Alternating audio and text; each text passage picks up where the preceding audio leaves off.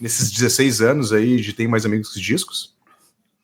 Tenho mais amigos que discos, não. Eu nunca vou ser. Eu nunca vou ser tão sociável. Você está ouvindo Redação Desconecta.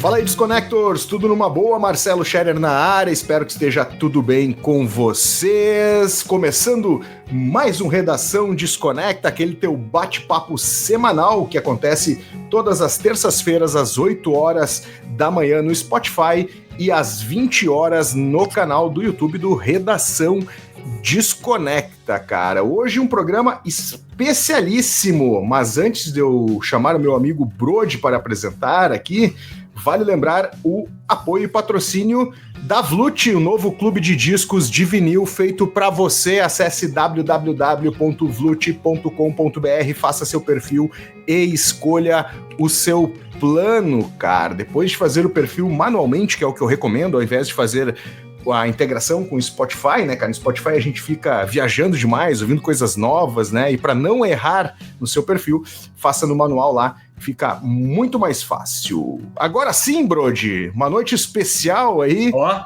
Hein? Ó, o dia que eu desconecto encontro, tenho mais discos que amigos, cara. Quem diria? Ó. Sensacional. Seja muito bem-vindo, Tony AIX, né? Isso aí.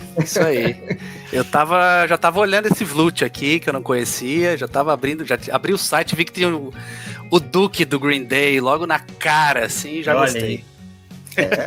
Olha, tem uma caixinha do Green Day aqui, ó. Ali, ó, demais. Meu mini estúdio aqui.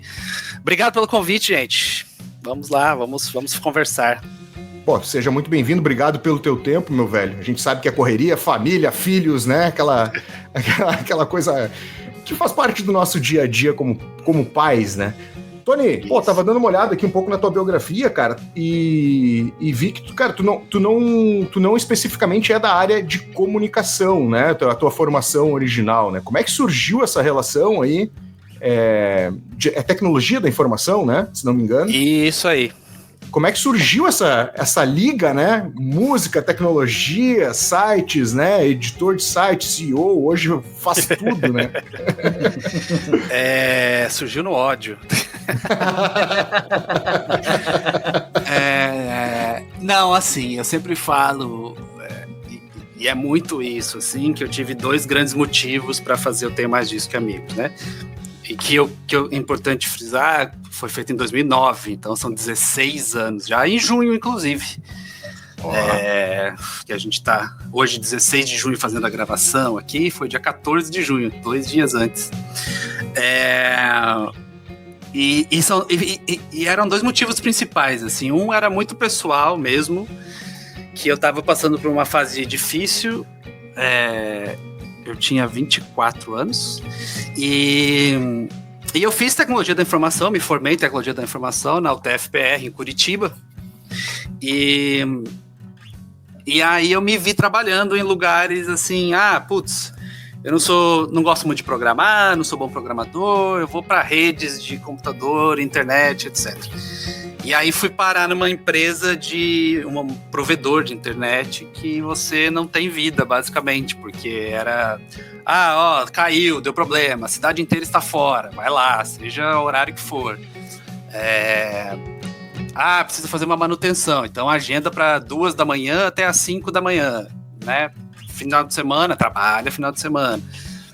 E eu rapidamente, assim, primeiro eu comecei a ter questões mesmo de saúde mental, e segundo eu comecei a pensar que, cara, eu não quero isso o resto da minha vida, né? Não é isso que eu quero fazer, não é disso que eu quero mergulhar. Quando eu for mais velho, eu até fui trabalhar depois, curiosamente, com programação, em uma empresa mais assim, das 8 às 6, segunda a sexta, tudo certinho.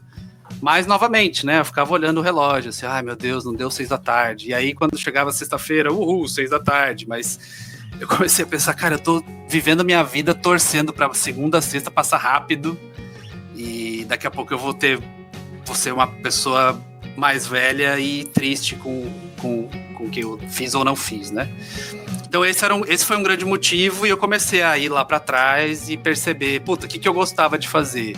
Eu comprava CD, devorava encarte. Eu era o único, os moleques ouvindo lá, metal, punk, etc.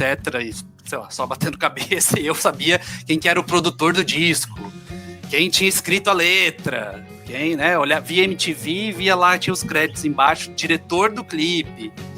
E eu não tinha ninguém pra conversar sobre isso. E aí eu comecei a ter falar, cara, é isso que eu gosto de fazer. E comecei a escrever. No começo era um blogzinho mesmo, assim. O primeiro mês do Tenho Mais Disco que Amigos é com o nome em inglês, I Have More Records Than Friends, dentro de um portal de punk rock, assim.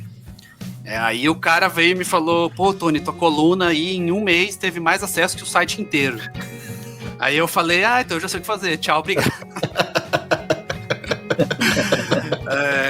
E aí eu traduzi o nome para português, porque eu tive a experiência de ter banda, eu tinha banda quando era moleque, o nome era em inglês, cantava em inglês, era um saco de explicar para as pessoas. Daí eu falei, não, esse nome aqui, I Have More Records Than Friends, nada a ver, vamos deixar em português, e aí nasceu, Tenho Mais Disco que Amigos. E o outro motivo que eu gosto sempre de falar também é porque em 2009, ou você tinha grandes portais, né, UOL Música, Terra Música, Globo, enfim, que só falavam de bandas muito, muito grandes, ou você tinha os muito nichados, né, tipo site de punk, site de hip hop, site de metal. E eu queria falar um pouco de tudo, e eu também queria falar de artistas de um porte que ninguém falava, sabe? Nessa época, em 2009, surgiu muito o tal do midstream, né, umas bandas brasileiras que não eram grandes, mas também levavam muita gente para os shows e tal. E eu queria falar dessa galera. Não só banda brasileira, mas lá de fora também. E então nasce daí a vontade, assim, de falar sobre tudo que eu ouvi as pessoas falando que, nossa, não tem música boa, que saco. E eu tava consumindo música boa em vinil, novos lançamentos em vinil, né? E então eu queria mostrar para o mundo tanto quanto tinha coisa boa por aí, como o vinil tava ressurgindo também. Então é um pouco disso tudo misturado aí. Um sonho que deu certo. Uma vontade que deu certo. Isso é importante falar também, porque eu sempre coloquei como uma meta, assim, não, eu quero que isso seja minha vida de alguma forma. E não é a coisa mais óbvia do mundo, né? Começar um site de música alternativa no começo. Eu não falava quase nada, assim, eu falava de coisas grandes, mas coisas grandes que tinham a ver, né? Tipo, sei lá, o Foo Fighters era grande, mas, porra, nasceu do Nirvana e dos caras do Sunny Day Real Estate. Então, né? E aí eu comecei a falar mais de tudo, assim. Mas eu sempre tive essa vontade, assim. Tanto que no começo, muito no começo, chegavam umas paradas, tipo, obscenas, assim, tipo, a gente te mandou uma caixa que tem uma cartinha, você consegue falar da nossa marca? E uma marca gigantesca, global. E eu falava, não. Que isso, cara, isso acontece até hoje. Elas vão nos influenciadores de 10, 15, 20, 25, 50, 100 mil seguidores, sei lá. E aí dão um ingresso de show, o cara vende a alma ali por um ingresso de show. E eu sempre, desde quando eu era ninguém, assim, muito, muito pequeno, eu falava, não, cara, você é uma marca global, tá aqui o meu valor, sei lá, inventava um valor lá. E eu acho que isso ajudou muito. Se temos ouvintes que querem entrar nesse mundo digital, com algum tipo de negócio, eu vou te falar que a maioria das coisas que eu fechei foi a partir de um não, assim. E por que é importante falar isso? Porque eu Tenho Mais Disco que Amigos só existe há 16 anos por causa disso. Ele é minha fonte de renda, ele é minha atividade principal, ele é meu 24 horas por dia. E tem gente que vem até, gente muito mais antiga que eu, assim, fala, meu Deus, Tony, eu nunca consegui e tal. Mas por isso, assim, acho que é posicionamento, sabe? Entender que seu trabalho tem um custo e que se você quer que isso seja o trabalho mesmo, que você cobre por isso. É importante frisar isso, né? Porque não deixa de ser diversão, né? mas é algo que você se propôs a ter como seu ganha-pão, né? Então, por mais que você tá ali, você trabalha com o quê? Tem um site, tá? Mas aí você trabalha com o quê, né? Tipo, essa pergunta assim, né? Pô, eu escrevo sobre música, cara, eu gosto de falar sobre isso e tal, tipo, é um negócio que ao mesmo tempo te dá prazer, também é um negócio que dá muito trabalho, né, Tony? Não é bem assim, né? E a gente vive uma fase hoje em que dá mais trabalho ainda, né? Por isso eu acho importante frisar esses pontos, assim. Em 2012, 13, 14, o meu trabalho era escrever uma matéria, não uma, lógico, várias por dia, mas eu escrevia a matéria e jogava no Facebook. Acabou. Tipo assim, eu ficava olhando o tráfego no Analytics ao vivo ali, disparava, porque o Facebook entregava para todo mundo, todo mundo lia a matéria, todo mundo discutia, todo mundo fazia. Não precisa ir muito longe, na pandemia também, toda segunda-feira a gente fazia uma agenda de lives. Aliás, entrei aqui hoje na plataforma do estúdio aqui, me deu até... Vieram as lembranças pandêmicas. Gatilho bom ou ruim? Bom, cara, bom. Aí sim. Eu infelizmente, feliz ou infelizmente, assim, é meio chato falar, mas a pandemia não foi ruim, não. Pra quem tinha negócio digital como eu, sim, né? Porque era isso, assim, a gente fazia uma agenda de lives na segunda-feira com todas, ou várias lives nacionais e internacionais que iam passar naquela semana. E o Google adorava isso, pescava e jogava para uma galera, assim. Nosso recorde de audiência na pandemia, 7 milhões de acessos por mês. Olha aí, cara. Caralho, hein? Muita coisa. Hoje é 1. Então, por quê? Porque a galera também foi para Instagram e tal. Mas voltando ao assunto, e justamente fazendo essa ponte, nessa época também era isso, escrever uma matéria, jogar ali nas mídias e tá tudo certo. Hoje em dia, cara, você tem que fazer vídeo na horizontal, vídeo na vertical, vídeo de 1 minuto e meio, vídeo mais longo, pro Facebook, pro Instagram, pro TikTok, pro Twitter. No Instagram tem o Reel, que é até 3 minutos, tem o maior, que é depois de 3 minutos, tem o Story, tem o canal, Então, tem a newsletter, tem o YouTube, tem o Shorts, Então, hoje é muito mais trabalhoso. E é muito louco, assim, porque a gente vive uma era em que tem gente que nem sabe que tem 16 anos. Tem gente que acha que é uma página de Instagram, que tem lá, a gente passou 500 mil seguidores agora. Lá no Instagram a gente já tá uns 7, 8 anos, talvez. E é muito louco isso, né? Assim, como ficou essa coisa multiplataforma, que ao mesmo tempo ficou também banalizada, né? A galera banalizou, assim, você tem que estar em todos os lugares. Como? Tem que estar. Quanto custa? Tem que estar. Podcast, videocast, que é um nome que eu não gosto muito, mas enfim, é o nome que a galera deu. O povo acha que é estalar o dedo e sai um episódio, né? Mas que não tem custo de estúdio, que não tem custo de catering, de transporte, de produção, de um monte de coisa. A gente fez algumas incursões em podcast em áudio, a gente teve muito, muito tempo, assim.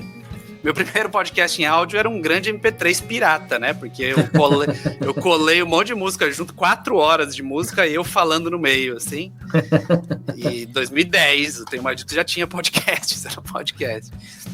E a gente depois fez tem lá no Spotify até hoje, enfim, mas a gente parou. E o podcast em vídeo é muito, muito, muito trabalhoso, e a galera acha que é isso. Você estala o dedo e sai um episódio de podcast.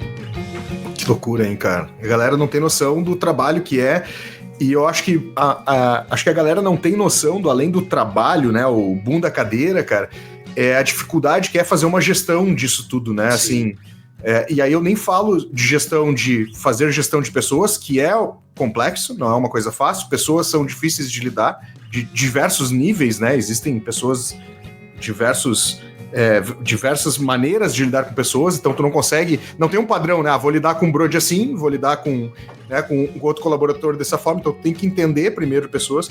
E o segundo, cara, é olhar a planilha lá, né? Planilhinha financeira, né? O DRE, a última linha do DRE, né, cara? Puta, como é que eu faço essa parada se pagar, né? Eu acho que e no meio, que é cultura, né, no Brasil, que a gente sabe, né, nunca foi... É muito bonito, mas ninguém quer tirar o escorpião do bolso para colaborar e fazer essa parada andar, né? Eu acho que, assim, cultura, no sentido muito amplo da palavra, a gente tem essa tendência de falar que o Brasil não consome, o Brasil não patrocina e tal, mas, assim, patrocina. Existem boas iniciativas. O problema é que aí você começa a cair no ramo publicitário. E o ramo publicitário, meu irmão... É um lugar muito maluco, é muita gente disputando muita verba, é muito relacionamento, principalmente, muitas vezes mais relacionamento do que mérito, qualquer coisa do tipo, às vezes uma mistura dos dois, às vezes realmente só mérito, mas existe, assim, por isso que eu repito, quando as primeiras vezes que chegaram marcas para mim falar para fazer coisas na permuta ali, sei lá, eu acho que eu não me lembro de ter aceitado, sabe? E eu fechei boas campanhas falando não. Então tem verba, tem, ainda mais hoje internet, influenciadores só que e ao mesmo tempo também tem muita gente, né? Muita gente, muito influenciador, de todos os tipos, de todos os perfis. Vai ter gente que aceita ingresso de show, de festival, vai ter gente que aceita qualquer coisa. Então, enfim, são muitos perfis rolando aí. E aí também vai do perfil da marca e da agência, né? Se ela quer fazer um trabalho médio prazo, longo prazo, legal, de construção de marca e tal, ela sabe que ela vai ter que investir uma grana e tudo mais. Se ela quer só, beleza, ali a gente só precisa ter algumas pessoas falando disso para gerar buzz e depois tá tudo certo. Também, enfim, são estratégias. Mas esse leve mito aí de que falta apoio, viu? Tem que achar, mas assim, não falta. E fora isso, eu tô falando patrocínio direto, né? A gente tem muitas iniciativas de incentivo, desde a pandemia, muitas surgiram. Lei Paulo Gustavo, Aldir Blanc, etc e tal.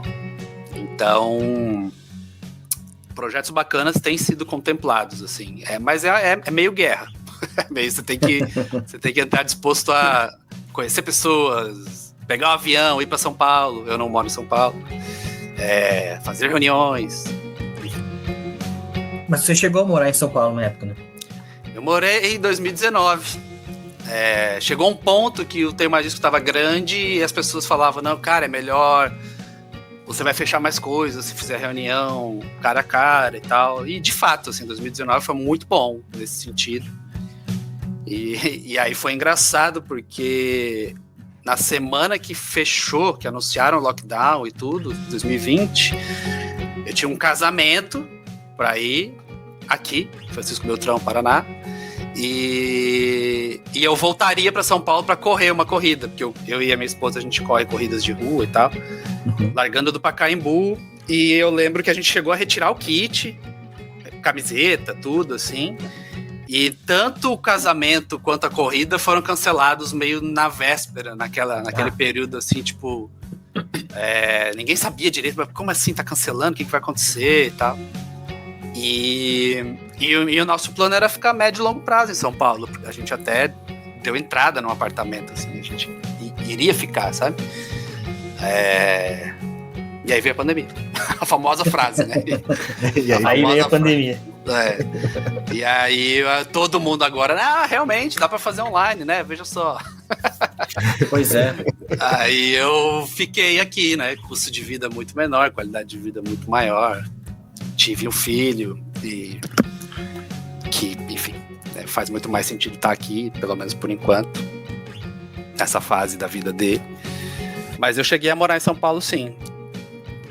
Um ano e 2 meses, sei lá, a gente foi final de 2018. Que loucura, né? Ô, Tony, me diz uma coisa, nesse tempo todo aí, 16 anos aí, acho que tu falou um ponto, tocou num ponto, né, posicionamento, né, assim, do tipo, cara, tem grandes marcas, manda um brindezinho, acho que a gente tem que abrir as pernas aí, né, pra elas, né. Mas qual foi o grande desafio aí do Tem Mais Disco Que Amigos ao longo desses 16 anos, né? E aproveitando a pergunta, chegou algum momento em que o Tony pensou em, cara, vou fechar as portas e vou voltar pro mercado de trabalho? Só não chegou o momento de fechar as portas porque o segundo pensamento era voltar para o mercado de trabalho. Porque o momento de fechar as portas chegou à vontade, mas aí eu pensava, tá, mas vou fazer o quê? Aí eu lembrava das opções e eu falava, não, eu tô melhor aqui. Cara, os desafios, eu acho que o mais difícil, e a gente tá passando por uma fase dessa de novo, a gente que eu digo internet, o mais difícil é esse monte de mudança que vem, sabe? Tipo assim, quando eu comecei em 2009, a única rede social que meio que era consolidada era o Twitter. Então o Twitter me ajudou muito a crescer o Tem Mais Discos. Porque eu era um cara que não conhecia ninguém, que não estava em São Paulo, que não tinha conexão com ninguém, só queria falar sobre música. Aí o que eu fazia? Eu comprava uns discos importados. Na época acho que nem tinha, as fábricas nem tinham reaberto aqui. Então, sei lá, importava o Black Album do Metallica, vinil quádruplo, não sei o que, blá blá blá. Eu nem abria a caixa, tipo assim, eu deixava ali e fazia um sorteio. Pra você concorrer, você tem que seguir o Tenho Mais Discos e retweetar essa frase. Eu quero o disco do Metallica do Tenho Mais Discos. Eu fiz muito isso no começo e deu certo, porque cresceu a audiência e era uma época em que todas as redes gostavam de links, assim, né? Você postava um link, ela mandava para as pessoas. O que hoje, nenhuma. Nem o Instagram Stories, nem o Twitter, nem o Facebook, nenhuma das redes que aceitam links gostam de links. Então, se você posta link, teu alcance vai lá embaixo, e daí as pessoas não entram, blá, blá, blá. Aí, logo depois do Twitter, um pouco tempo depois do Twitter, vem o Facebook.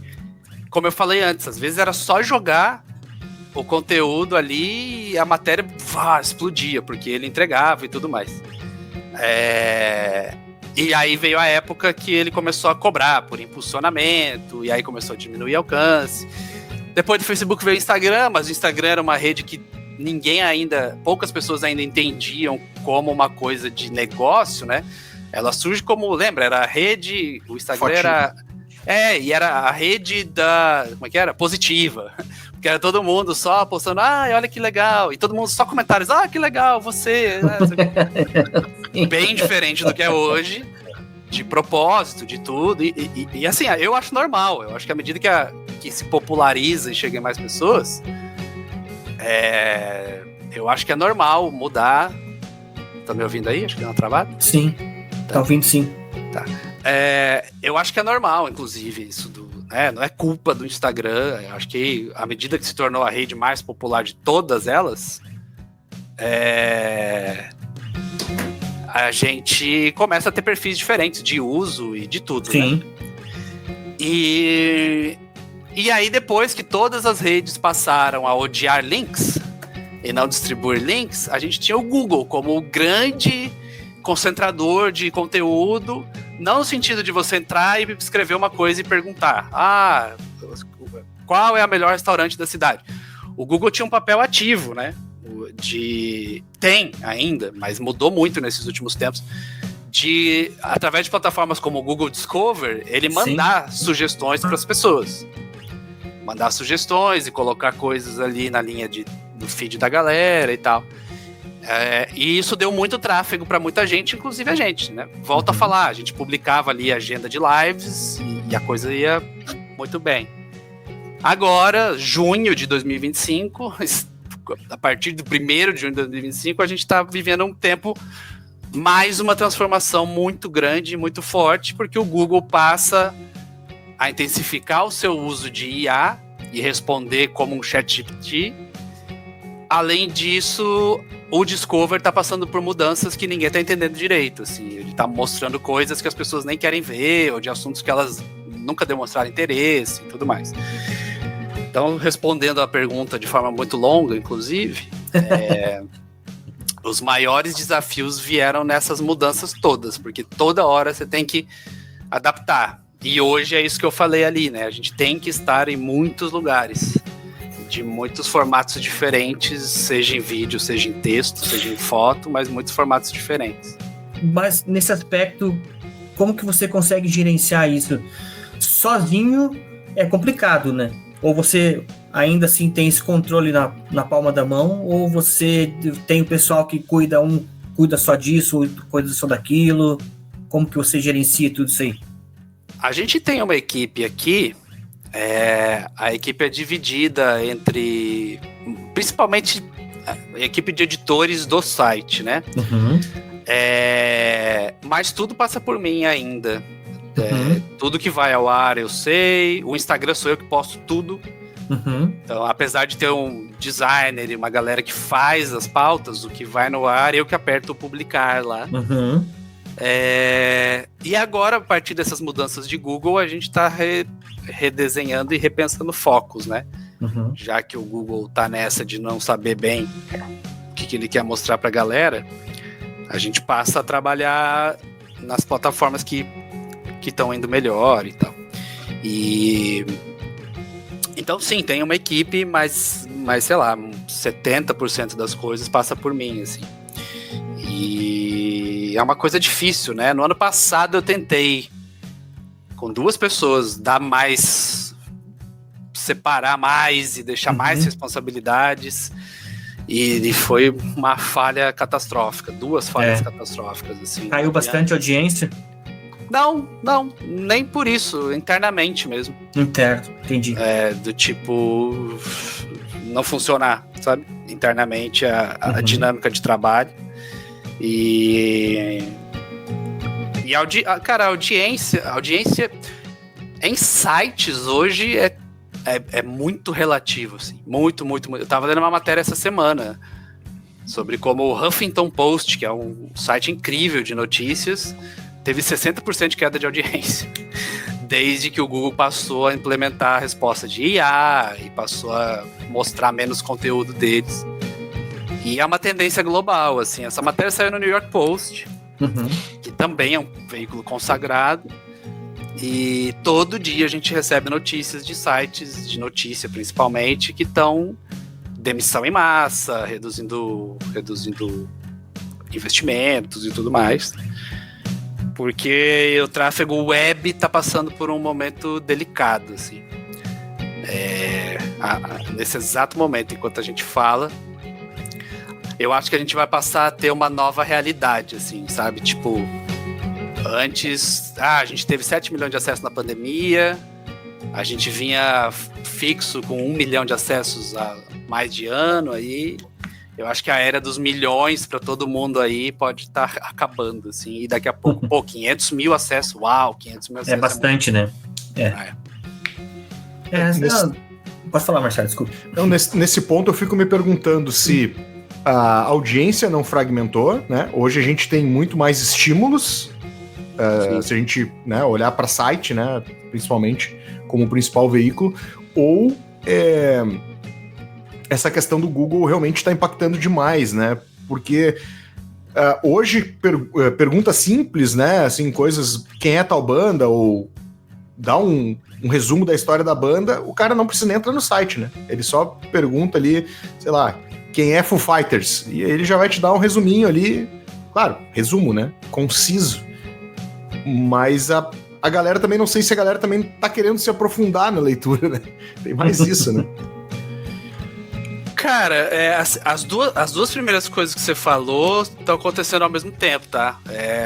O lance da atenção, de a pessoa tá no Instagram, vê a nossa postagem no Instagram, então nem precisa entrar no site porque já viu tudo lá, ou no TikTok, ou no YouTube, ou seja lá onde for. E novamente, no Instagram ela pode ver no Story, no Reels, no canal, pode ver em 1000 lugares diferentes, só dentro da mesma plataforma. Então, isso tá acontecendo, isso é fato, assim. Mas levou o tráfego para um patamar que era menor, mas não era muito menor, não era catastroficamente menor. O Google era, até agora, o grande propulsor de tráfegos na maioria dos sites do mundo. Então, assim, beleza, a atenção foi dividida, mas você ainda via sites independentes com 1 milhão, 2 milhões, 3 milhões de acessos.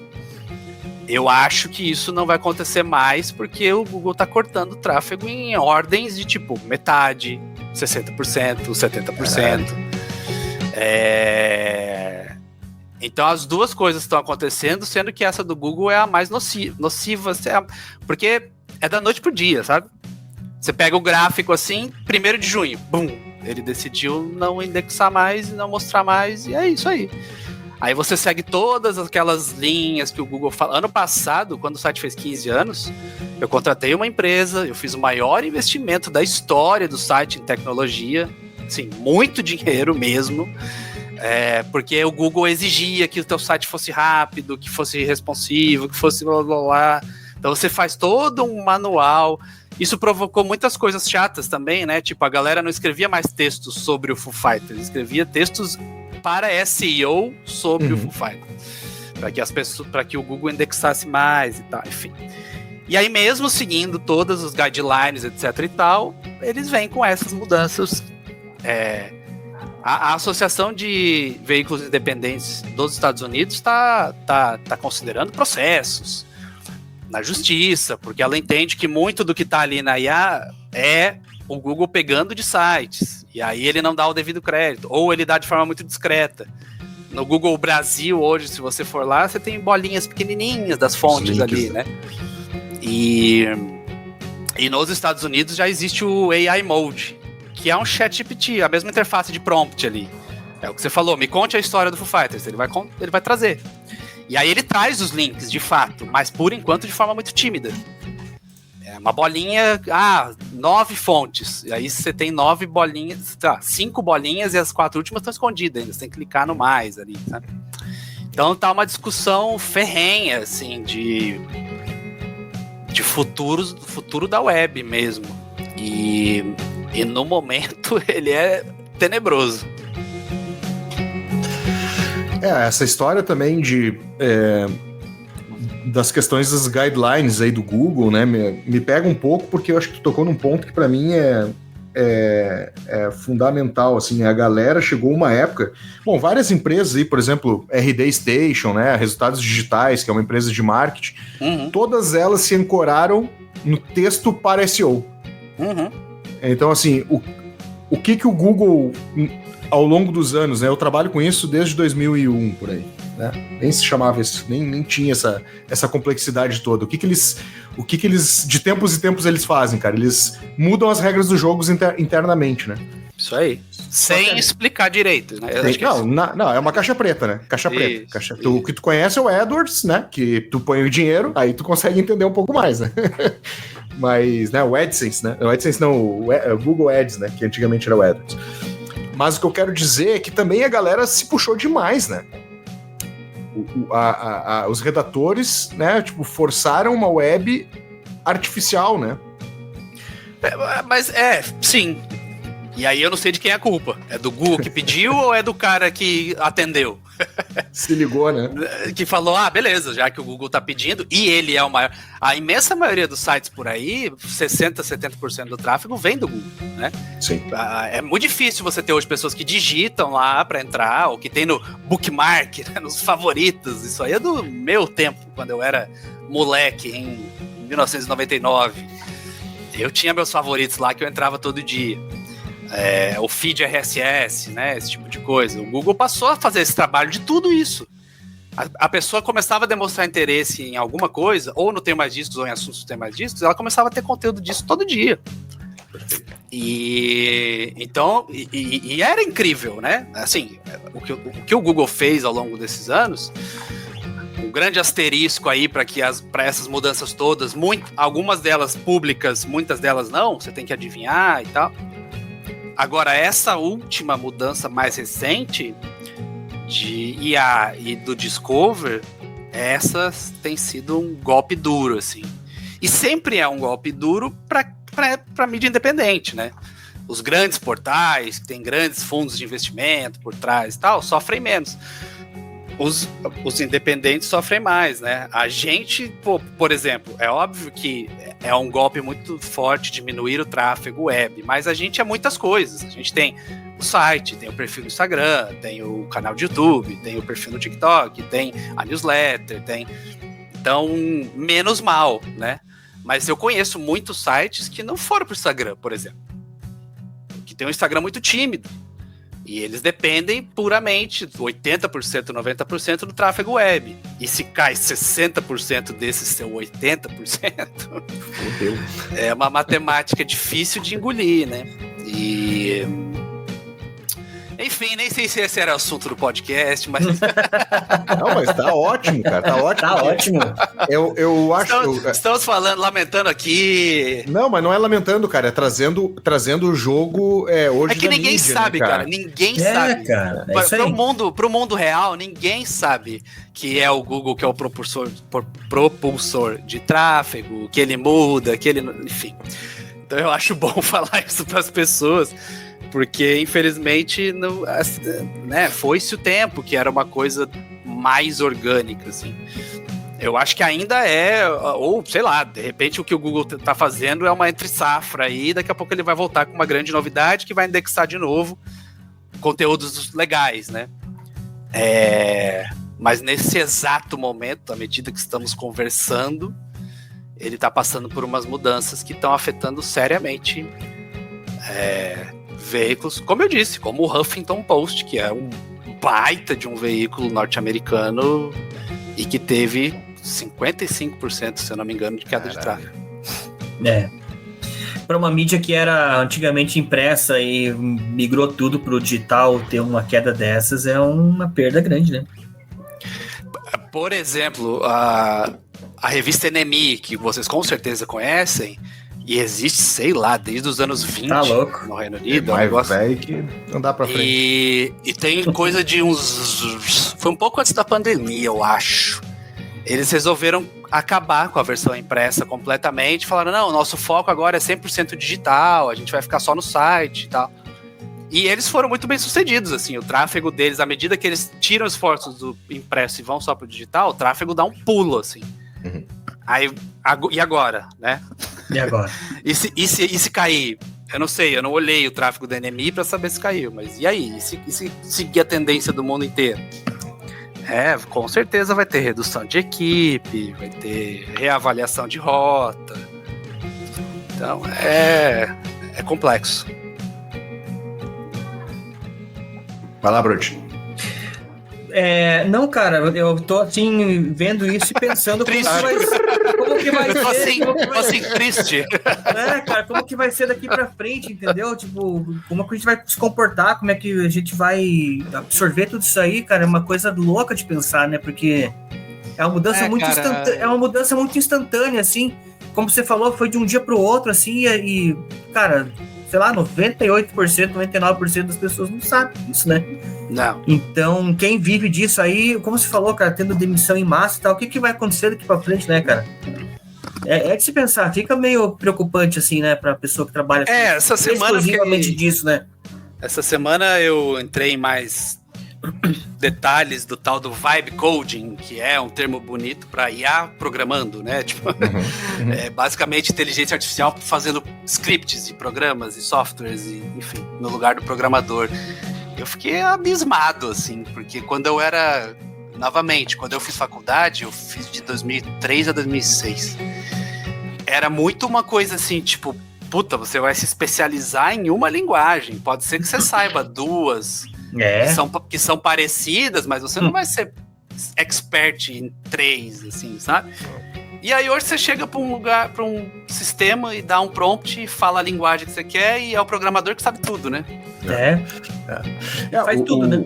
Eu acho que também tem a questão da lógica, né? A programação, ela tem uma lógica, né? Um processo, um algoritmo, né? Que é baseado em lógica. Então, assim, na minha concepção, é mais fácil empregos como desenvolvedores diminuírem e ter o cara que é o, sei lá, um engenheiro de prompt, que os caras estão chamando aí, um nome bonito para whatever, né?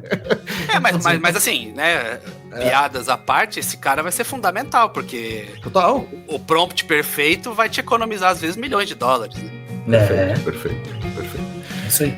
Eu tava pensando aqui, né, cara, e com os pontos que tu trouxe, né, e olhando pro futuro aí do jornalismo e da mídia, assim, né,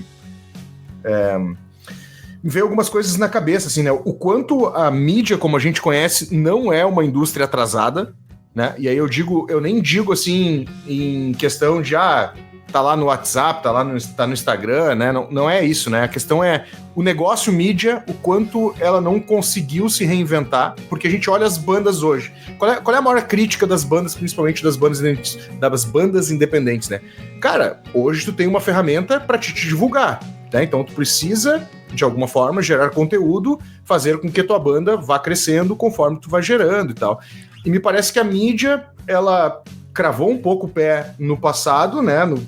Ela vem do modelo impresso e ela, né, assim, me parece que ela não conseguiu descobrir se recolocar nesse novo meio, nessa nova ordem, né, cultural. Cara, você tem 3 horinhas aí? São muitas coisas, cara. Eu acho que tem um ponto aí que muitas vezes passa batido nesse modelo de tudo e na discussão, que às vezes é até deixado em segundo plano, assim, novamente, que é o modelo publicitário. Cara, por que existiam fábricas gigantes de jornal e de revista e um grupo, tipo, sei lá, o Grupo Abril tinha 15 revistas no guarda-chuva e hoje tem talvez 5, sei lá, 4.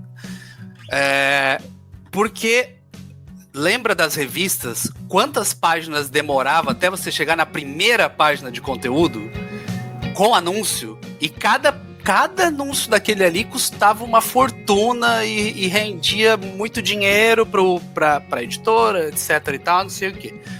Aí chega o Google ou outras plataformas de monetização, mas o Google também, novamente, né?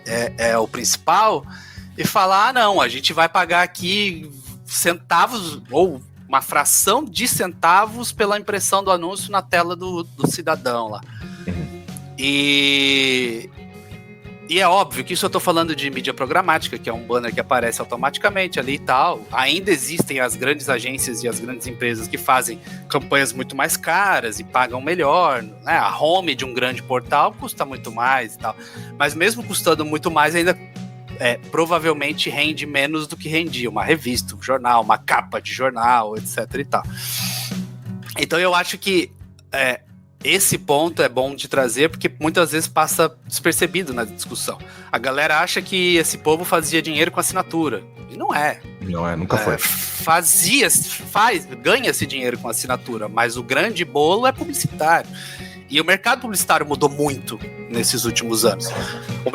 As bandas não precisam de mercado publicitário para criar conteúdo e seguir em frente, e fazer um show e se tornar popular, etc e tal.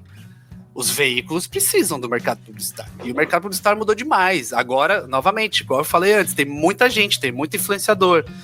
Tem gente que acha que não faz sentido investir num lugar como Tem Mais Discos, porque não é uma pessoa ali. Tem gente que quer justamente por isso, porque não é uma pessoa que daqui a pouco você vai descobrir que fez alguma coisa errada, ou que não necessariamente acredita nos valores da sua marca, só fez pelo pagamento. Casos e casos, né? Mas eu acho que jogar isso só no mercado, só na mídia, só tipo, os caras ficaram ali, é meia verdade, sabe? Eu acho que existe não só isso da publicidade, mas também isso da publicidade e outros aspectos bem importantes que às vezes passam batido, assim. E que a maioria das pessoas, novamente, não sabe. Como isso do Google, a galera não sabe. A galera também não sabe sobre... E tudo bem, assim, né? Eu acho que do Google até faria sentido as pessoas saberem, né? Mas eu acho que de mercado e de business é mais difícil saber mesmo, assim. Então, acho... E até por isso eu acho que é bom falar. E por isso que eu acho bom exaltar quando a gente tem grandes marcas apoiando grandes iniciativas, sabe? Iniciativas que são mais fora da caixinha, que tem muito mais a ver com arte, com cultura, por exemplo. Eu acho que vale exaltar, vale falar. Por exemplo, acho que falar aqui abertamente sobre um projeto muito legal de uma empresa que gosta de celebrar o Brasil, inclusive, que é a Elo, que é uma empresa brasileira de cartões e tudo mais. Ela acabou de botar no ar um projeto que se chama Elo Fit dos Sonhos, e que colocou 10 artistas em começo de carreira com 10 artistas consagrados, cada um fazendo um feat numa faixa, sabe? Legal, cara. Pois, eu acho incrível isso, e abriu para inscrições, para os artistas mandarem e tudo mais. Então eu acho que sempre quando a gente vê iniciativas legais, justamente que não são aquilo, só tipo, botou o logotipo lá, sabe? Eu acho que é legal falar sobre isso. Então, enfim, por isso que eu te falei, se você tinha 3 horas... Esse papo vai longe. Porque esse papo vai muito longe. Assim, é muito aprofundado, né? Tem muitas questões para serem discutidas, né, Tony? E quem tá ouvindo pode pedir pro ChatGPT, inclusive, depois. Pois é, eu ia te falar isso agora. Coloca lá, me diga qual é a relação ao longo do tempo, como mudou o modelo publicitário ao longo dos últimos 30 anos. E espero que ele te explique. e aí que tá, né? A grande questão. Eu levaria 3 horas a gente debatendo aqui. O ChatGPT vai te mostrar em 20 segundos. 20 segundos, Agora, você não tem esse papo gostoso que estamos tendo aqui.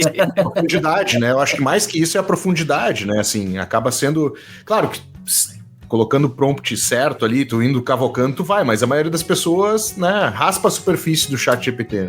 Exatamente, não é nenhum problema do ChatGPT, ele vai te dar profundidade se você quiser. Isso. Agora, o quanto a pessoa está disposta ali, e no modelo tipo esse aqui que estamos agora, que é um podcast que às vezes a pessoa está ouvindo no trânsito e tal, ela vai acabar ouvindo, né? Não precisa da proatividade dela ali. Então, muita gente critica, né? Você vai lá na IA e é muito artificial. A maioria das vezes por causa da pessoa que pediu, é possível. Você falou no começo do nosso papo aí, cara, sobre quando você criou o tema Discos que Amigos, que as pessoas falavam assim, mas não tem mais música legal. Elas ainda continuam falando que não existe música legal. Hoje, veja, nós estamos em 2025, né? Você não acha que isso é um pouco assim de preguiça da pessoa, cara? E hoje ainda mais, né? Preguiça no sentido tipo, eu não quero ficar garimpando, não quero ficar sabendo coisas novas, ou tá ali, não quero ouvir, porque tudo ficou muito rápido, muito dinâmico, muito isso, muito aquilo. E às vezes a pessoa quer ficar presa àquele passado que exalta aquilo pra ele, vai, sei lá, nos 60, nos 70, música progressiva, e aí vai falar assim, não, mas não tem mais música legal, ou não se faz mais música como antigamente.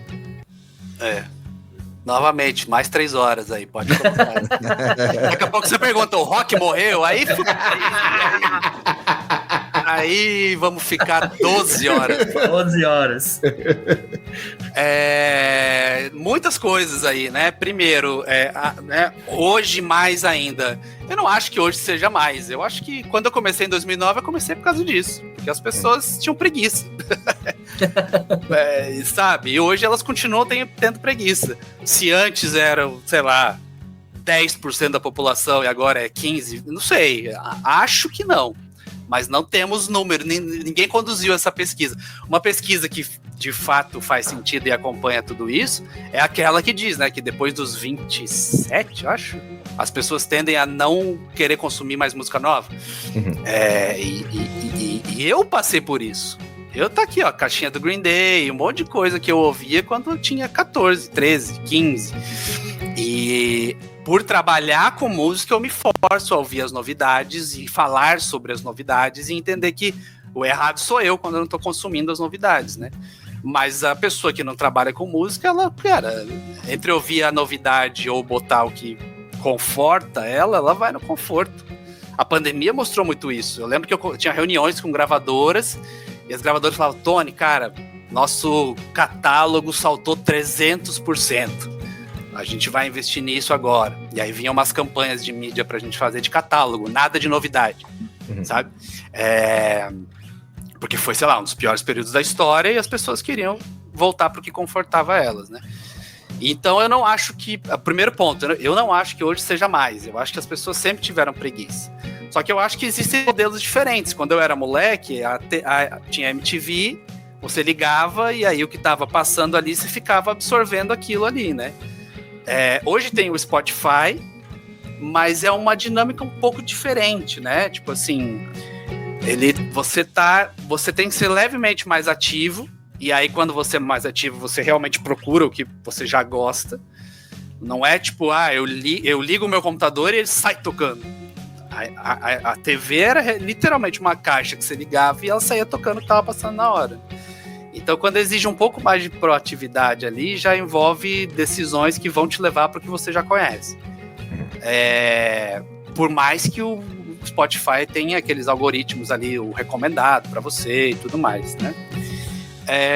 Então, esse é um ponto. O outro ponto é geracional também, né? Antes de entrar aqui, por acaso, eu esbarrei num post que dizia que a molecada tá mais...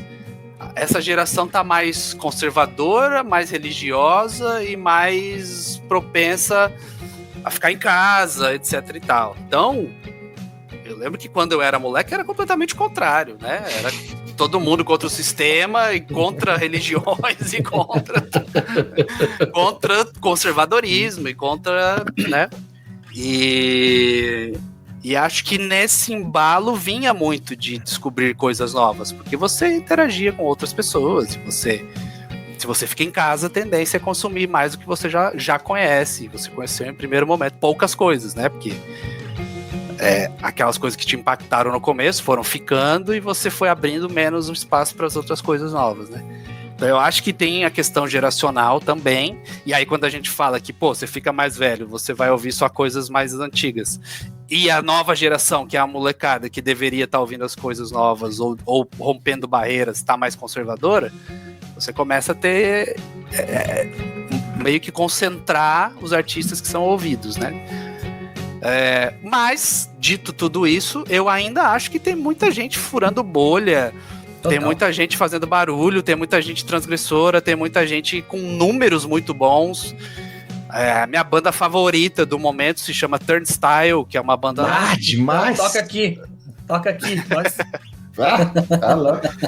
Em 2022, talvez, eu participei de um podcast e falei, cara, pra mim...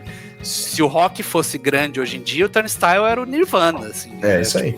É isso aí. E você vai ver no Spotify, eles têm 3 milhões de ouvintes. Não é pouca coisa, cara. Então, você vê as imagens de shows deles, é a coisa mais incrível do mundo, assim. A galera... É o que tinha na minha época, era isso. Comunhão, né?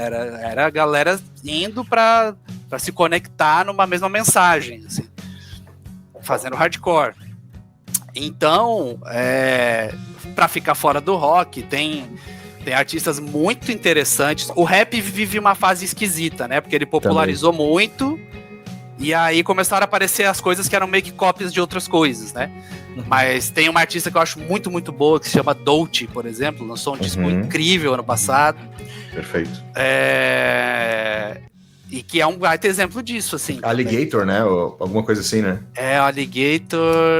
Ela ganhou o Grammy, ela teve no Grammy, ela participou ali, foi maravilhoso. Eu dei uma entrevista para uma TV 2 meses antes, eles me perguntaram, uma artista pra você recomendar? Uma? Eu falei, a Dolce. 2 meses depois ela ganhou o Grammy. Eu falei, olha aí. Na mosca. Acertei. Aqui no Brasil também a gente tem muitos artistas que estão, né, fazendo barulho. O FBC acabou de lançar um disco muito bom e ele mesmo fala que, tipo assim, esse disco não é pra ganhar Grammy, esse disco não é pra ser popular, esse disco é pra lembrar que eu entrei no rap pra falar de política e de questões sociais. Então ele é muito corajoso nesse sentido, porque a gente vive o pior momento pra se falar de política e se posicionar, né? Então é isso, assim, eu acho que muitas coisas, muitas questões, e de um lado a gente vê, de fato, esse conservadorismo na música também, e nem às vezes até no sentido de ser uma pessoa com valores conservadores, mas o tipo de ouvir menos e tudo mais, mas de outro lado a gente tem pessoas indo pra cima, sabe? Tem uma iniciativa muito legal de um site também, mas enfim, desdobrou em várias coisas.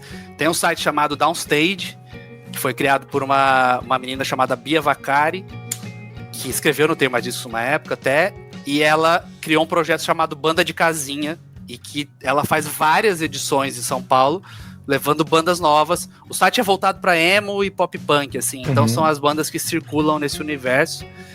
E ela tá fazendo várias edições, muitas em São Paulo, e algumas até agora já foram para outras cidades. E a molecada vai, cara. A molecada vai, canta e celebra as bandas. Pode ser um movimento muito pequeno, e casa pequena, e lugar pequeno, mas que você vê muita verdade ali. E que a maioria dos movimentos muito grandes nasce assim, sabe? O próprio então, emo, né? Exatamente. O próprio exatamente. Então, eu vejo muitas coisas muito boas, assim, que vão acontecendo. E novamente, né? De repente, hoje é para 50 pessoas, daqui a 5 anos é para 500 mil. O Turnstile nasce como uma banda de hardcore, pesado. Pesado, é. Há 10, 11 anos. As pessoas acham que é da noite pro dia, inclusive, né? E vai mudando, vai incorporando indie, vai incorporando um pouco de eletrônico até e tal, mas mantendo muito a essência. Não é aquela coisa que sai o disco, não, misturou eletrônico agora, aí você ouve e parece uma balada, né? O Turnstile é muito fiel, assim, ao que as origens, tanto no som quanto nos ideais e tal. É uma banda muito representativa, né? Tem uma mulher guitarrista, tem um homem negro baixista, tem um asiático baterista, o vocalista é um americano branco, enfim, né? É muito sinal dos tempos, assim.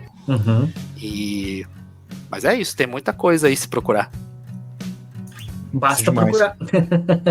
Ó, o meu favorito que eu tenho ouvido muito agora, isso aí até saiu um disco semana retrasada, é esse alemãozinho aqui, ó. Ó, vinil, hein? Ty Segall.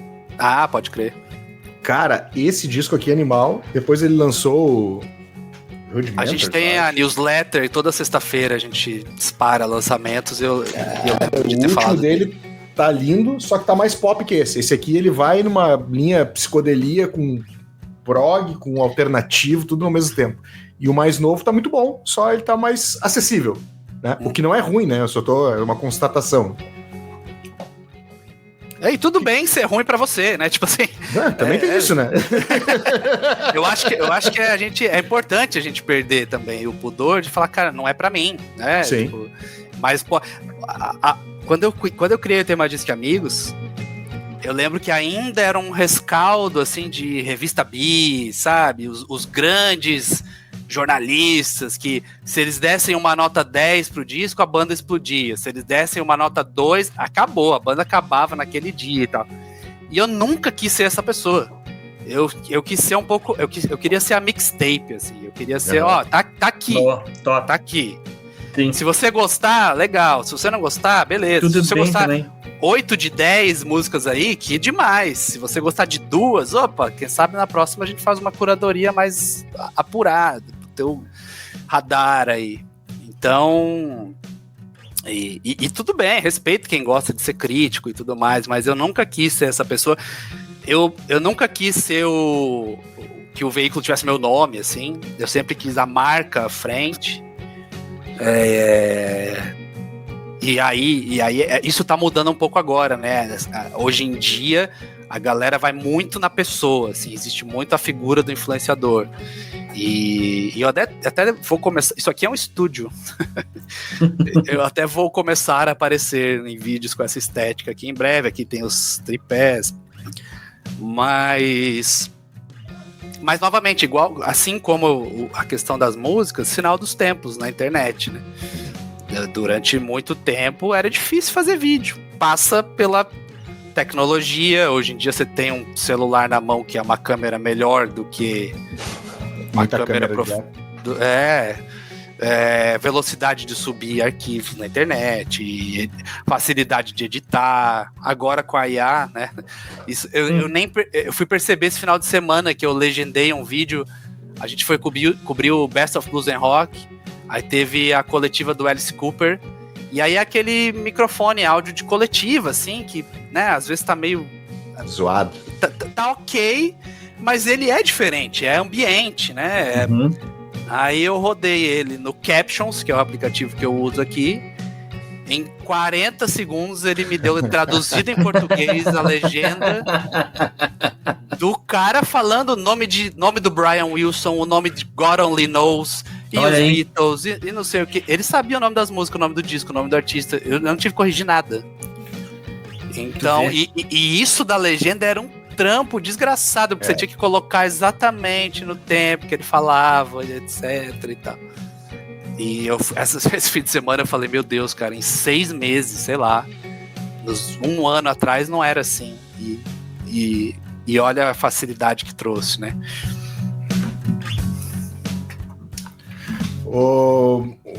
Tony, tava pensando aqui, vamos para uma linha um pouco mais editorial, já estamos em 1 hora aí, também não quero tomar o teu tempo da família, do trabalho, amanhã tudo começa de novo, né? Aliás, o cara não para, né? Essa é a verdade, né? 24 horas por dia, né? O celular acabou com o nosso sossego, né, velho? Celular, notificação, a gente sempre acha que é urgente, né?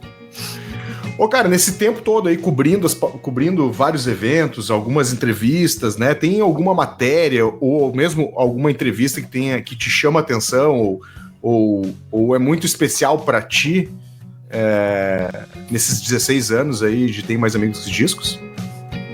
Tenho mais amigos que discos, não. Eu nunca vou ser tão sociável assim.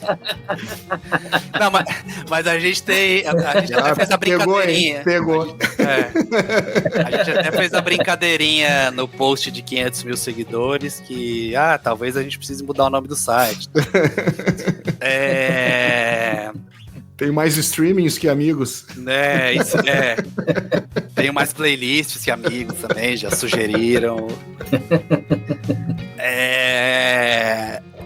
Tô pensando aqui, eu sempre volto pros mesmos, assim, mas são momentos bem marcantes. E tem um muito, muito, muito recente, que foi muito legal também. Mas, assim, tem 2 entrevistas que são bem marcantes pra mim. A primeira com o Serj Tankian, do System of a Down. Vocalista do System of a Down, a gente viu o que foi a passagem do System of a Down pelo Brasil louco. Agora. Estive em 2 shows, e ele tava lançando um disco solo, o Harakiri, que é muito bom, inclusive. É o que mais tem a ver com o System of a Down, o resto ele vai para outros caminhos, né, música clássica e tal. E aí a gravadora intermediou uma entrevista, acho que isso é 2011, talvez. E é muito louco, porque na entrevista eu passei meu telefone, assim... E é engraçado, DDD 46, e do nada a gravadora liga e fala: Tony, tudo bem? Boa noite, vou te conectar com o Serj, beleza? Aí, tá bom. Tá ok. E aí, de repente, um hello do outro lado da linha, você no teu telefone, seu celular, falando com o Serj Tankian do System of a Down. Foi minha primeira entrevista internacional. E foi muito legal porque ele deu risada do nome do site, assim, quando eu falei o nome do site, ele, isso é um nome muito legal. E aí eu me lembrei porque o System of a Down, eu cresci ouvindo punk, eu era muito do punk, do hardcore, e eu lembro exatamente o dia que eu fui no centro acadêmico da UTFPR em Curitiba, jogar tênis de mesa, matar alguma aula ou intervalo de alguma aula. E aí tava tocando no aparelho o CD, o Toxicity, assim, o CD. E eu falei, cara, que diabos é isso? É metal, mas eu tô gostando. eu não ouvia muita coisa de metal. Eu ouvia, sei lá, Soulfly, eu achava incrível. Enfim. E eu lembro que me pegou muito, assim. Então foi a minha primeira entrevista e me levou direto para esse momento da minha juventude. Outra entrevista muito legal que eu fiz foi com o Caetano Veloso. Essa tá no YouTube, foi em vídeo. Foi no dia que morreu o Lettieri Slate, que era um músico consagradaço, assim, e muito amigo do Caetano Veloso. A entrevista foi à noite, tava marcada para as 8 da noite, assim, e acho que a notícia vem de manhã. E aí eu já fiquei tipo, beleza, vai ser cancelado, né? Óbvio, tá tudo certo. E aí, lá no começo da tarde, o assessor dele fala, cara, tá de pé. Ele falou que prefere cumprir a agenda dele do que ficar sem fazer as coisas e tal. E aí, no começo, dava pra ver. Obviamente, ele tava muito mexido, assim. Ele falou, em off, ele falou pra mim falou que não queria falar sobre o assunto também e tal. E aí, acabou sendo, tipo, sei lá, 1 hora e pouco de entrevista. Eu levei esporro da assessoria depois, assim, falando, Tony, tá louco, você era pra ter cortado e tal. Mas a coisa fluiu tão bem, assim, que eu só fui. Eu não vi que tinha 1000 mensagens no meu celular. E eu não lembro se isso tá no ar ou se eu tenho só gravado, se eu parei a gravação depois. Mas ele fala assim, Tony, obrigado, hoje foi um dia difícil pra mim, mas você fez entrar no teu ritmo, não sei o quê. E aí eu agradeci internamente, tava pensando assim, Caetano Veloso no meu ritmo. Normalmente é o contrário, né? Então essa super me marcou também, assim.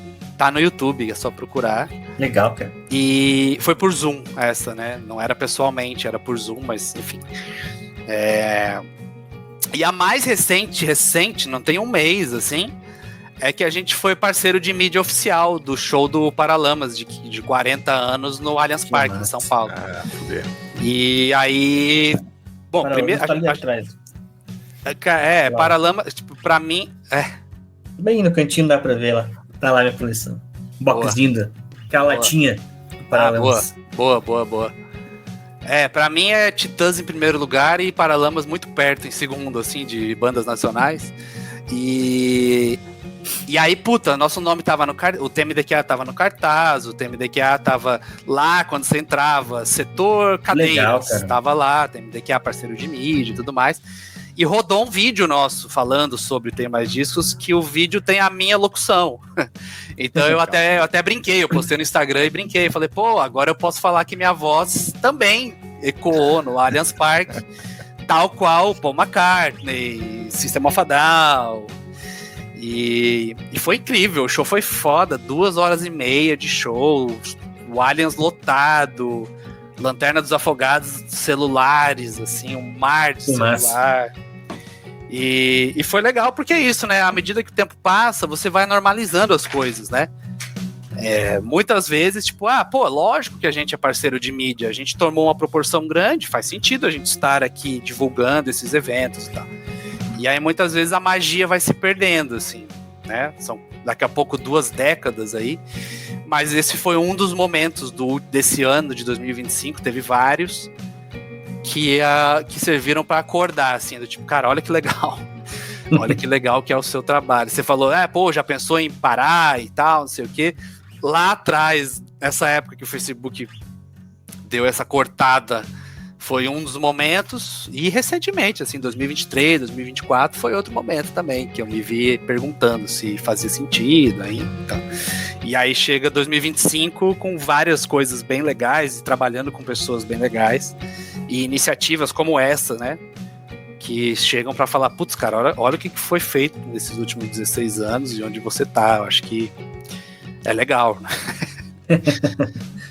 E o processo inverso, o Marcelo falou daquela que mais te marcou, e teve alguma que você tava assim, eu vou lá, o cara chega lá e dá uma brochada assim, não? Teve? Ixi. Tem várias. Ixi. Não vou essa aí. Infelizmente, a nossa tendência é essa, não citar nomes, né? A gente devia falar das pessoas que são vacilões. Mas aí, processo, justiça, advogado. Então eu prefiro não citar nomes. Mas teve artista que cancelou a entrevista faltando 10 minutos com uma desculpa completamente, tipo... putz, a assessoria vem falar, né? Não, essa pessoa está passando mal, ela não pode nem falar, então ela tá poupando a garganta. Aí, 1 hora depois no Stories é a pessoa dançando, assim, sabe? Isso já aconteceu. Teve vezes que... Cara, teve uma vez num festival que eu queria muito entrevistar uma banda, e aí pedi pra gravadora aqui no Brasil. Ela falou, Tony, a gente não conseguiu essa banda que você queria, mas tem uma outra aqui que pra gente seria importante se você falasse. Aí tá, vamos lá, relacionamento, né? Vamos falar. Tinha 10 minutos a entrevista e essa foi uma das que rendeu 3. Os caras não queriam falar, toda a resposta era curta. Eu não queria falar, porque eu já tava ali meio que fazendo um favor. E aí a entrevista acabou em 7 minutos e normalmente 10 minutos é poucos, né? Você não consegue falar. Nada. Assim, você fala, putz, já passou, voou. E essa foram 7 minutos dolorosos. Intermináveis. Intermináveis. E foi triste, porque na véspera eu tinha entrevistado uma outra banda que ficou meia hora comigo. Legal. Sabe? Tipo, foi incrível. E aí deu muito choque contrário, assim. Mas, enfim, rola. Aquela frase, não conheça seus ídolos, às vezes, muitas vezes. Na maioria das. Não é a maioria, cara. Não é a maioria. Isso eu posso garantir. Mas é uns 30% ali que incomoda. Demais, ó. Meu, e essa avalanche de informação hoje que a gente recebe, né? E é uma pergunta provocativa, na real, né? Tu acha que hoje o papel, como o de vocês, é cada vez mais necessário, o papel de curadoria, de fazer esse garimpo, né? E apresentar coisas novas, assim, visto que, cara, esse tempo eu tava vendo um valor, não sei lá, quantas mil horas por dia sobe no Spotify, por exemplo. Acho que é um número maluco, tipo 10 mil músicas por dia. É uma coisa meio absurda, assim, né? Na realidade a ideia é essa, né? Perguntar mesmo assim, o papel hoje vou botar no jornalismo, né? Mas assim, né? Do editorial, da curadoria, hoje é mais importante pra gente poder cavocar e trazer coisas novas aí? Novamente, eu não sei se é mais ou menos importante do que era o Gastão Moreira nos anos 90 montando a grade do programa dele na MTV ou no programa dele na TV Cultura e mostrando um monte de banda nova e artista novo que me impactou a ponto de eu querer fazer a mesma coisa e fazer isso por 16 anos que tem mais discos. Eu não sei se é mais ou menos importante, mas eu sei que é muito importante. Pessoas e veículos que têm essa liberdade editorial para falar sobre o novo, sobre o transgressor, ou sobre o que é normal mesmo, mas que faz um trabalho acima da média, falando de coisas simples, né, mas que valem o holofote. Eu acho que é importantíssimo, cara. Eu acho que é importantíssimo. E eu acho que a gente vai para um lugar assim, de talvez voltar a ter uma onda mais importante nos próximos tempos, porque eu não acredito que as pessoas vão ficar satisfeitas com a IA, sabe? Eu não acho que... beleza, é prático, Bruno. Mas é prático para eu fazer minha lista de compras, é prático para eu fazer o meu trabalho de 2 horas virar 10, 20 minutos. Mas talvez eu não queira essa praticidade na hora de consumir música, de consumir filme, de consumir série. Então eu acho que vai ter aí um rebote da galera procurando canais confiáveis para consumir cultura. Posso estar sendo meio ingênuo, mas eu acho que talvez numa ordem de grandeza menor, né? Novamente, não vai ter 1 milhão de pessoas acessando, mas vai ter 500 mil muito focadas naquilo ali. Antes era 1 milhão que, sei lá, talvez 700 mil viessem do Google, beleza, vi isso aqui e caiu fora. E então eu acho que eu acho e eu quero ao mesmo tempo. Aqui é uma coisa meio dividida, assim. É uma boa parte de mapear o que talvez venha no futuro, o que é sempre um risco, e também uma parte de vontade, assim, que eu acho que eu ficaria muito satisfeito com as pessoas olhando diferente para quem é produtor de conteúdo, para quem rala pesquisando para depois vir te falar a respeito do assunto, quem bota a cara num estúdio e, né, vira alvo de muitas coisas ali nos comentários. Então eu não sou muito de ficar comparando eras, assim, igual as pessoas falam, nossa, hoje em dia as pessoas só leem o título, não entram na matéria, não sei o quê. Cara, eu lembro quando eu era moleque, eu só lia a matéria porque meu pai assinava o jornal.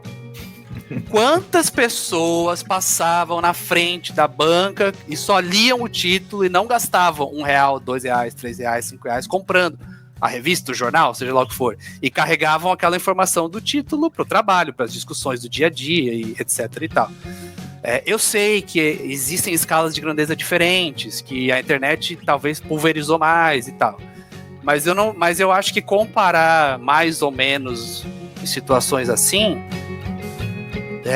eu não acho nem produtivo, sabe? Uhum. O que vai mudar se a gente chegar à conclusão de que, de fato, 10% das pessoas a mais consomem só o título?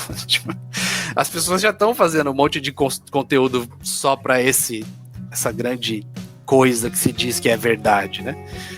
Que é, voltando ali, o título SEO, né? Então, assim, mas o que eu acho, o que eu acredito mesmo é que as pessoas já tem muita gente assinando newsletter, por exemplo, para fugir do algoritmo, já tem muita gente se inscrevendo em canal, já tem muita gente tentando ir para lugares onde ela tenha um pouco mais de controle. Beleza, eu quero consumir isso aqui. Eu sei que toda sexta-feira vai chegar um e-mail para mim com 5 lançamentos, né? Então é mais isso, é mais nesse sentido. E eu espero que sim, tomara. Tomara que a IA nos sirva para questões que a gente precise de fato, mas que exista um outro lado que a pessoa vai estar de saco cheio e falar, não, beleza, agora eu quero uma pessoa falando aqui. Tá quase ali, ó, pezinho quase nos 20 anos, assim. Você tem, assim, um projeto, pensa em fazer alguma coisa especial para isso ou nem te passou pela cabeça? Hein? Cara, toda vez que eu falei em grandes projetos, esse é meu objetivo e tal, a coisa foi lá e não funcionou.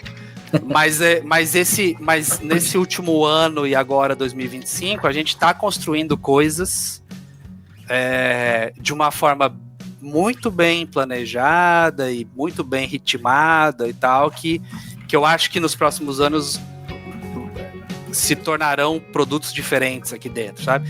Quando eu digo produtos, não é nem, às vezes, não é para comprar, estou dizendo cheiros diferentes, assim. Por exemplo, uma coisa, eu vou adiantar aqui, espero que não dê problema, né? Eu acho que espero que saia do papel, mas é porque está bem, de fato, adiantado, que final do ano a gente deve ter um prêmio, finalmente. A gente normalmente elegia o disco do ano só, né? Disco nacional, disco internacional, top 50, e era isso. 2024 a gente já botou um pezinho, assim, a gente fez 3 categorias. A gente fez banda do ano, que foi o Black Pantera, disco do ano, que foi o Caju, da Lineker, e artista do ano, que foi o JP. E aí esse ano a gente deve fazer um prêmio, de fato, ali, com várias categorias e uns parceiros legais, um comitê que vai votar e tudo mais. Demais, cara. Isso aí só eu e a pessoa que tá fazendo junto sabia até agora, então. Até agora, uma informação privilegiada. Já sabe o corte, né, Brody? Já sabe o corte.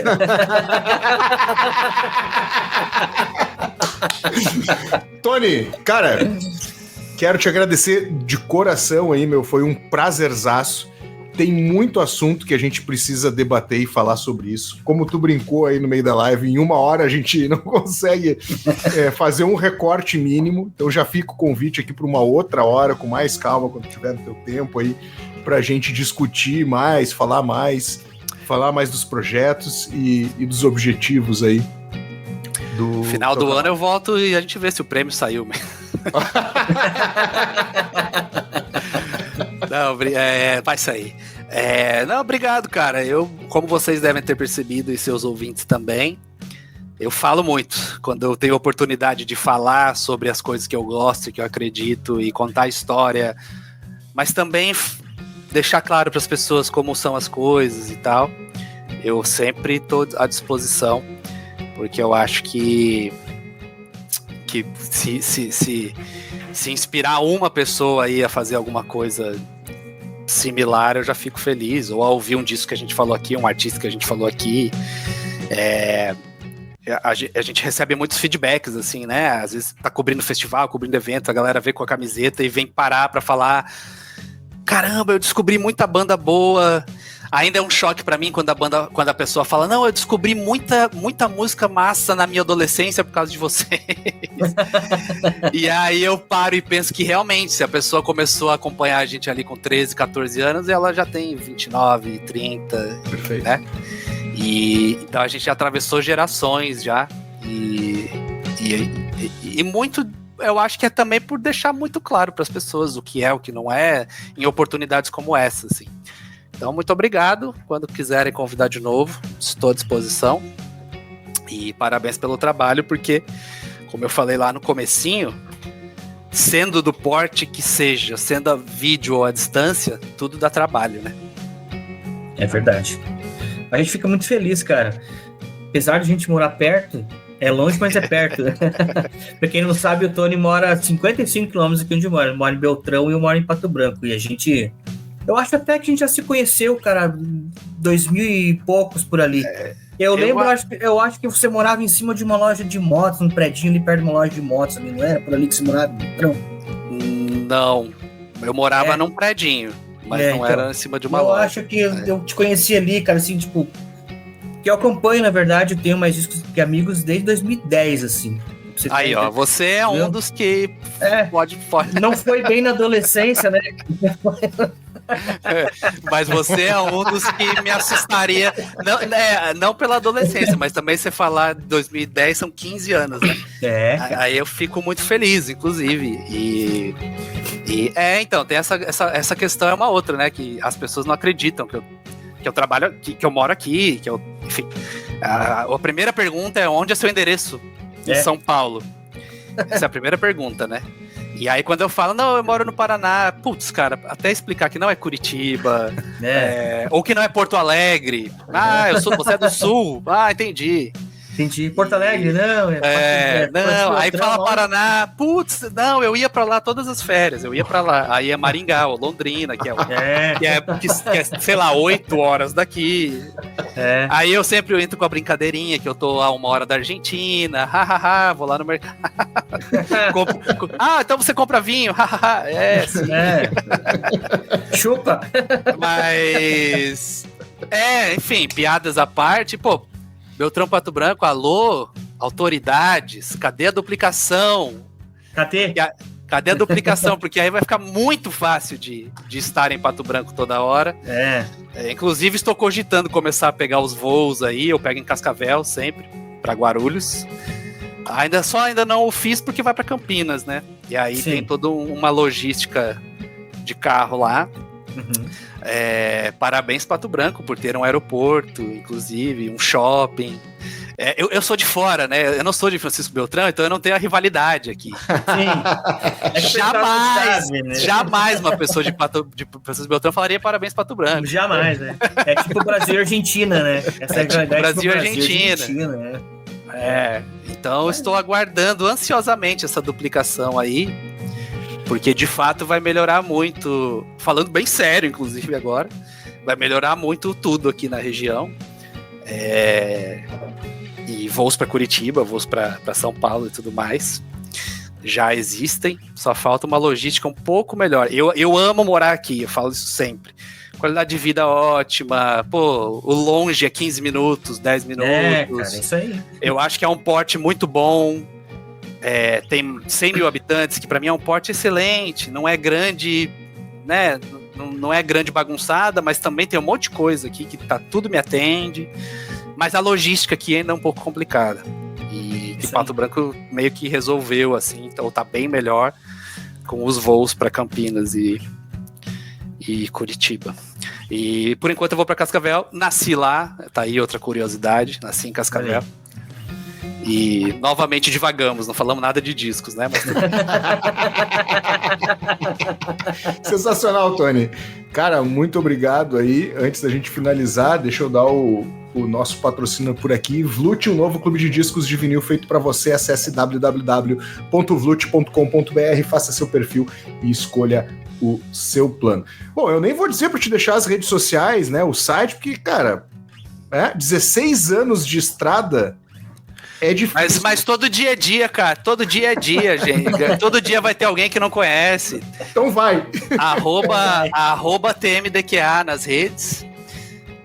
essa coisa antiga e arcaica que é o site, www.tenhomaisdiscosseamigos.com, atualizado todo santo dia. E lá você vai encontrar o link para todas as redes e para newsletter e para todos os lugares que você queira se inscrever. A nossa rede social mais ativa é o Instagram. Hoje a gente tem 2 vidas principais, assim, o site e o Instagram. Então, qualquer uma dessas que você entrar, você vai descobrir muitas coisas, te garanto. Sensacional. Valeu. A gente se vê semana que vem. Valeu, Tony. Valeu, Brody. Até mais. Valeu. Valeu, gente.